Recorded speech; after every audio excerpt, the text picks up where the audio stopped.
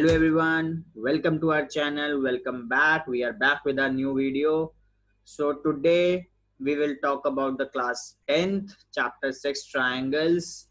बहुत ही important chapter है ये. क्लास 9th में भी था, अब क्लास 10th में भी है. तो क्लास 9th की प्रॉपर्टीज को आगे कंटिन्यू करते हुए हमें ट्रायंगल्स को समझना है क्लास 10th में. तो क्लास 10th में हम सबसे पहला टॉपिक डिस्कस करने जा रहे हैं बेसिक प्रोपोर्शनैलिटी थ्योरम. ये एक थ्योरम है ट्रायंगल की जिसको यूज करके हमारी एक्सरसाइज 6.2 होगी. तो आइए इस थ्योरम के बारे में पढ़ें. तो सबसे पहले हम बात करेंगे इस थ्योरम की स्टेटमेंट की, जो है if a line is drawn parallel to one side of a triangle to intersect the other two sides in distinct points, the other two sides are divided in the same ratio. इतनी लंबी चौड़ी statement है, ये कहती क्या है आइए वही समझते हैं पहले. If a line is drawn parallel to one side of a triangle, यानी यहाँ पे एक बात हो रही है ट्रायंगल की. तो हम यहाँ पे एक ट्रायंगल बना लेते हैं पहले. बन गया जी एक ट्रायंगल. अब if a line is drawn parallel to one side, किसी भी एक साइड के पैरेलल एक लाइन बनानी है, किस तरह से बनेगी? To intersect the other two sides. Obviously अगर एक लाइन के पैरेलल, हम मान लेते हैं ये जो बेस है इस ट्रायंगल का, इसके पैरेलल हमने एक लाइन बनाई यहाँ से सीधी. अब वो लाइन जो बनेगी ये बाकी दोनों साइड्स को तो टच करेगी, बिल्कुल करेगी. Two sides in the distinct point, distinct मतलब अलग अलग पॉइंट्स पे, यानी इस वाली लाइन का एक ये पॉइंट हो गया कहीं पे और इस वाली लाइन का एक ये पॉइंट हो गया. तो आइए एक लाइन बना लेते हैं हम पहले. बन गई एक लाइन. अब ये यहाँ पे मीट कर रही है और एक ये इस पॉइंट पे मीट कर रही है. अब इनके मीट करने का मतलब क्या है आगे देखते हैं. मीट करने से होगा क्या? The other two sides are divided in the same ratio, यानी कि ये जो दो साइड्स हैं ये सेम रेशियो में डिवाइड हो जाएंगी. सेम रेशियो से डिवाइड होने का क्या मतलब है वो समझते हैं. अगर हम इसे नाम दे दें ए बी सी डी और ई, हमने इसे नाम दे दिया A B C D E. Condition क्या है? कंडीशन ये है कि if D E parallel to B C, यानी हमें कंडीशन क्या दी हुई है कि डी ई जो है वो बी सी के पैरेलल होनी चाहिए. ये होगा तभी हम कहेंगे, क्या कह सकते हैं, then A D upon D B equals to A E upon A E C. तो इसका क्या मतलब हुआ? ये जो दो साइड्स हैं ये दो रेशियो में डिवाइड हो गई और वो रेशियो आपस में इक्वल होंगे. That means AD by DB equals to AE by EC. तो ये चीज हमें इस थ्योरम में प्रूव करानी है. इसका प्रूफ आपके एग्जाम में सिलेबस में भी है, इस 2020 में भी है और आगे जब तक CBSE कहेगा तब तक इसका प्रूफ रहेगा. तो आइए इसको समझें. तो हमने यहाँ से सबसे पहले लिखा कि क्या हमें गिवन है. क्या गिवन है? एक ट्रायंगल ABC दिया हुआ है और इसमें ये कंडीशन गिवन है कि DE पैरेलल टू BC. और प्रूफ क्या कराना है? जैसा भी हमने डिस्कस किया, AD बाय DB, यानी AB वाली साइड का जो रेशियो बनेगा पैरेलल बनाने के बाद वो बनेगा AD by DB equals to AE by EC. इसको हमें कराना है प्रूफ. अब प्रूफ कराने से पहले हमने कुछ कंस्ट्रक्शन करी है इस क्वेश्चन में, वो देख लेते हैं. DM परपेंडिकुलर टू AB, तो D से एक ऐसी लाइन खींची जो परपेंडिकुलर है AE के. ये लगा दिया 90 डिग्री का साइन, मतलब परपेंडिकुलर. आगे बढ़ते हैं. EN perpendicular to AD, EN perpendicular to AD, तो हमने दो परपेंडिकुलर यहाँ से बनाए हैं DM और EN, जैसा कि आपको यहाँ पे फिगर में दिख रहा होगा. और क्या किया है हमने?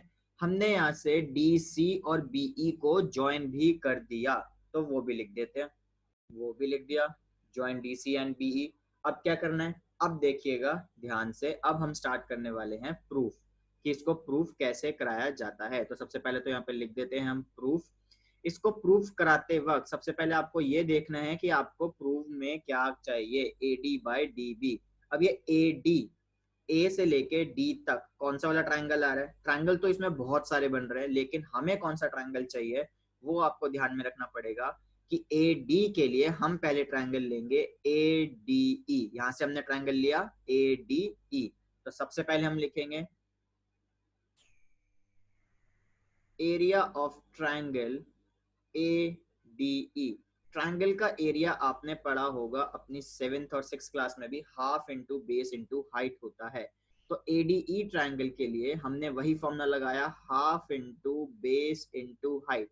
अब इस ट्रायंगल में बेस क्या है, ध्यान से देखिए, एडीई में बेस क्या है, बेस एक ट्रायंगल की कोई भी साइड हो सकती है, तो हम यहाँ से बेस लेते हैं एडी, क्योंकि हमें चाहिए एडी।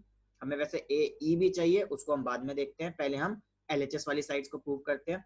एडी हमें चाहिए, तो हमने बेस ले लिया यहाँ से एडी। और हाइट, अब होता क्या है, आपने पढ़ा होगा 6th और 7th क्लास में कि बेस के अकॉर्डिंग हम हाइट डिसाइड करते हैं, बेस के कॉरस्पॉन्डिंग ऑल्टीट्यूड हमें लेना होता है। तो एडी के कॉरस्पॉन्डिंग ऑल्टीट्यूड है EN, फिगर में दिख रहा है आपको। एडी अगर बेस है तो इसके ऊपर परपेंडिकुलर आ रही है EN, तो यहाँ से हाइट हो गई EN। इसको हम दे देते हैं इक्वेशन नंबर 1। अब हमें चाहिए DB, तो DB के लिए हम क्या करेंगे, ध्यान से देखिएगा, DB के लिए हमें क्या करना है, ट्रायंगल लेंगे अब हम DBE। हम DBC भी ले सकते हैं, लेकिन इसमें कोई परपेंडिकुलर नहीं दिख रही हमें, तो हम लेंगे DBE। अब DBE हमने क्यों लिया, अब ध्यान से देखिए, DBE लेने का ये रीजन है कि यहां से E से एक परपेंडिकुलर जा रही है N पे। अब आप कहेंगे कि ट्रायंगल के बाहर परपेंडिकुलर कैसे हो सकती है, तो मैं आपको याद दिला दूं कि जो ऑब्ट्यूज एंगल ट्रायंगल होता है उसकी परपेंडिकुलर ट्रायंगल के बाहर ही होती है। तो यहाँ से आप देखिए कि ऑब्ट्यूज एंगल ट्रायंगल में परपेंडिकुलर ट्रायंगल के बाहर होती है। तो हमने यहाँ से ट्रायंगल लिया DBE जिसकी परपेंडिकुलर है EN। तो यहाँ से यही वाला अगर फॉर्मूला लगाएं, half into base into height का, तो हमारे पास आता है area of triangle DBE equals to half into DB into EN। DB क्यों लिया हमने, DB हो गई बेस, और इसी के बेस को अगर आगे प्रोड्यूस किया जाए तो हाइट आती है EN, जैसा कि हमने आपको यहाँ ऑब्ट्यूज एंगल का केस बताया। तो हाइट हो गई EN, इसको दे दिया हमने इक्वेशन नंबर 2। अब हमें क्या चाहिए, ये दोनों चाहिए साइड्स प्रपोर्शन में, यानी AD और DB को प्रपोर्शन में लाने के लिए हम क्या करेंगे, इक्वेशन 1 और 2 को डिवाइड करेंगे। Area of triangle ADE upon area of triangle DBE divide करने से क्या हुआ, दोनों इक्वेशन यानी इक्वेशन 1 और 2 के LHS, इक्वेशन 1 और 2 के LHS आपस में डिवाइड हो गए। अब जब RHS की बात करेंगे तो हाफ से हाफ कैंसिल हो जाएगा, EN से EN कैंसिल हो जाएगा, क्या बचेगा AD अपॉन DB। तो इसको हमने दे दी इक्वेशन नंबर 3। तो यहां से हमें तो मिल गया AD बाय DB। अब बारी आती है AE बाय EC की। अब फिगर पे वापस चलते हैं। अब अगर हमें चाहिए यहाँ से AE, तो ट्रायंगल कौन सा लेंगे, जैसे हमने पहले केस में AD के लिए ADE लिया था, ऐसे ही इस बार भी AE के लिए हम वही ट्रायंगल लेंगे। लेकिन इस बार फर्क क्या होगा, फर्क ये होगा कि जब हम इसका फॉर्मूला लगाएंगे half into base into height, तो बेस को AD ना लेके हम लेंगे AE, क्योंकि हमें इस बार चाहिए RHS में AE।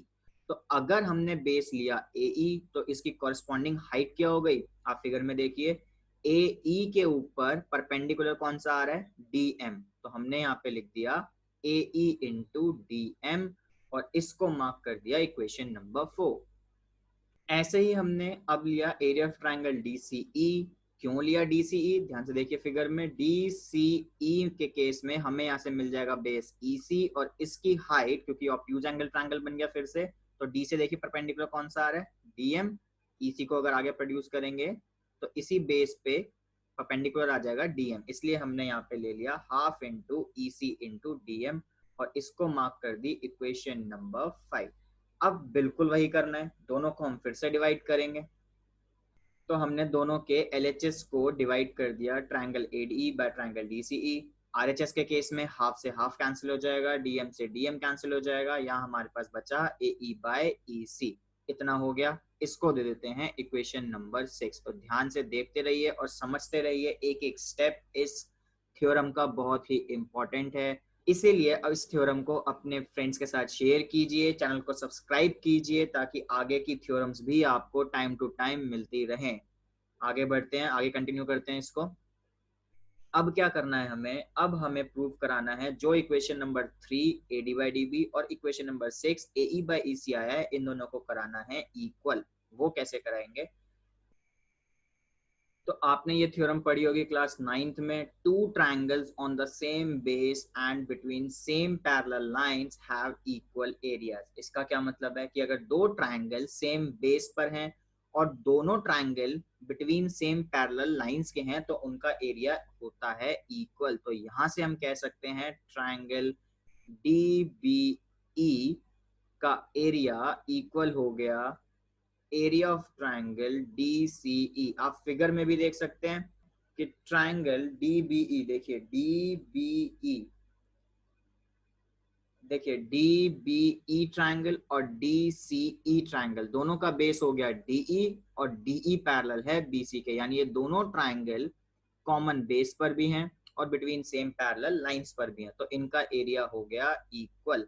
अब क्या करना है, अब हम इन दोनों साइड को डिवाइड कर देंगे ट्रायंगल ADE से। हमने दोनों साइड ट्रायंगल ADE के एरिया से डिवाइड कर दिया, क्योंकि 9th क्लास में एक चैप्टर था यूक्लिड ज्योमेट्री, उसमें हमने पढ़ा था if equals are divided by equals then they remain equal. मतलब अगर दोनों साइड को किसी एक ही चीज से डिवाइड किया जाए तब भी वो इक्वल ही रहता है। तो ये हम क्लास 9th में पढ़ के आ चुके हैं, तो इसलिए हमने इसको यहाँ से डिवाइड करा है। अब आगे बढ़ते हैं। अब क्या करेंगे, अब हमने दोनों साइड कर दिया इसको रेसिप्रोकल। देखें यहाँ से AD आ गया ऊपर, DB आ गया नीचे, इस साइड भी AD आ गया ऊपर और DC आ गया नीचे। क्यों किया हमने, क्योंकि आप देख सकते हैं ADE बाय DBE, जैसा कि आपको दिख रहा है इक्वेशन नंबर 3 में, ADE बाय DBE किसके इक्वल है, AD बाय DB के, और ADE by DCE equation number 6 से वो है AE बाय EC के इक्वल। तो हम यहाँ पे मेंशन करेंगे फ्रॉम इक्वेशन 3 and 6, जैसा कि हमने 3 और 6 में प्रूव किया था, उन्हीं इक्वेशन को यूज करके हमने यहाँ लिख दिया AD by DB equals to AE by EC, जो हमें कराना था प्रूव, और यहाँ से होती है हमारी थ्योरम कंप्लीट, हेंस प्रूव। तो आई होप ये थ्योरम आपको समझ आई होगी, अच्छी लगी होगी, पूरे अच्छे से समझ आई होगी। अगर अभी भी कोई डाउट है तो आप हमारे कमेंट सेक्शन में पूछ सकते हैं। तो आई रिक्वेस्ट यू, इस वीडियो को लाइक कीजिए, सब्सक्राइब कीजिए, शेयर कीजिए, हमें सपोर्ट कीजिए। Thank you so much. We will meet very soon in the next video with a new concept. Bye bye. Take care.